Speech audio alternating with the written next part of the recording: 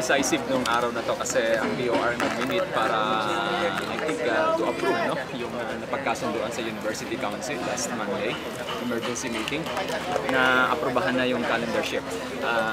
Sa tingin ko ito na yung last stand ng mga estudyante kasama yung kawani at mga guro para makumbinsi natin sa yung mga BOR na kung hindi man na kung ma-implement man ito, sana ma-postpone natin next academic school year, 2015-2016. Kasi sa tingin ko hindi ganon ka-prepared ang UP Diliman at lahat ng campuses ng UP na i-implement ito ng 2014-2015.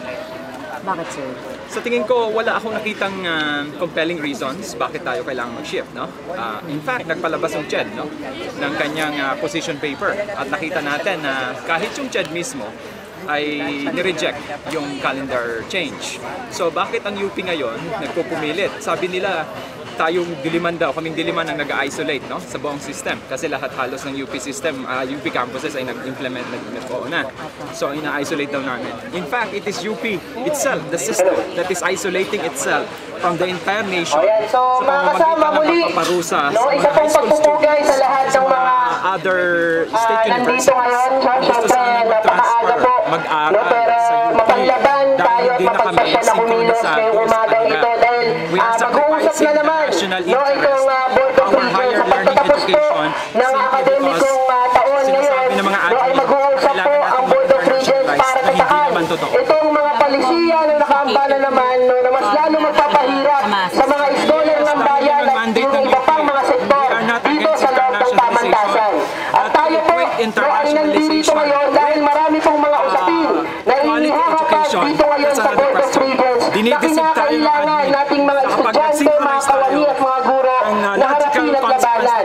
Unang-una na po ay yung pagpapatupad o yung pagtatatak na dito sa wala ng democratic process na walang komprehensibong konsultasyon at pag-aaral na pinagdaanan itong palisiya na ito bago ito pina-inapprove sa lahat ng UP units maliban po dito sa UP Diliman. Hindi nakadepende at yan siyempre ito na nga dito sa Board of Regents tatatakan na yung rubber stamp na itong academic calendar shift na ito.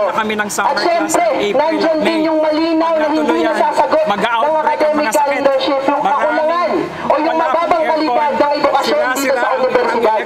Sinasabi sa atin kanina ni President Pascual na mas lalo daw magtutulak ng pagpapaunlad ng kalidad ng edukasyon dito sa UP dahil daw pag nag-internationalize ang UP, tiyak daw natataas ang quality ng education dito.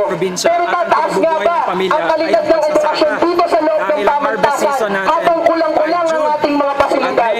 Tataas po ba ang kalidad ng Universidad ng Pilipinas habang yung access ng milyong kabataan dito ay unti-unting bumababa dahil sa napakamahal na matríkula?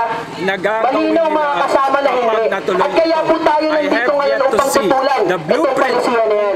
Pangalawa po, napag-uusapan at iharapag dito sa Board of Regents meeting na ito ay ang pagpapangalan, yung pagbabalik ng pangalan o pagbabalik ng pangalan ng College of Business Administration para ipalit sa isang malina dating crony nitong gobyernong malinaw na mukha ito ng komersyalisasyon dito sa loob ng pamantasan.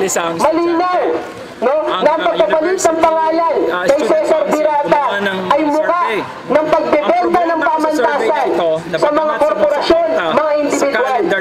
At siyempre, nandiyan din yung paglabag na sa demokratikong proseso na pinagdaanan ng palisiya na ito.